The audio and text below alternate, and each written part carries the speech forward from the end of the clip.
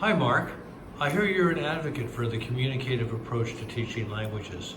Can you tell us a little bit about this method called the ESA and what it's all about? Absolutely. We've just completed the TEFL course here at Vantage, and this was something we were taught about, which was really interesting. The SA method, you have E for engage, S for study, and A for activate. And basically what this does, it helps you structure your lesson plans perfectly because you have three stages to go through. So in one of my lessons, I projected onto the screen various rooms in a house and then tried to elicit from the students what they knew, if they knew the words, etc. Encouraging them to talk and give us information.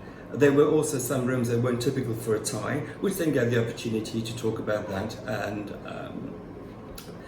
this engaged the students in as much as it got them talking about this in context for what we were trying to study. Then we moved on to the study phase, and what we did there was I had the students listen to a pre-recorded audio of a woman who had bought a house recently, and she was showing her friend around. And as she was going through, she was pointing out the different rooms. The task that I was given to the class was, while listening, they listened once, and then the second time, while they were listening, they had to identify the room that they'd heard onto a sheet and tick it off. So therefore, matching what they'd heard with what they can see. We then moved on to the activate, which is it's an exciting time for them because this is where you really encourage the students to be speaking.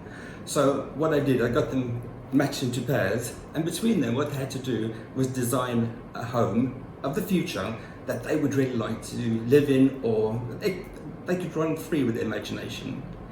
Afterwards, after the time limit, they then stood up and they presented to the rest of the class in full sentences the reason why they'd built the house, what their thoughts were, and then, as I said, presented to the rest of the class. So it encouraged them to speak.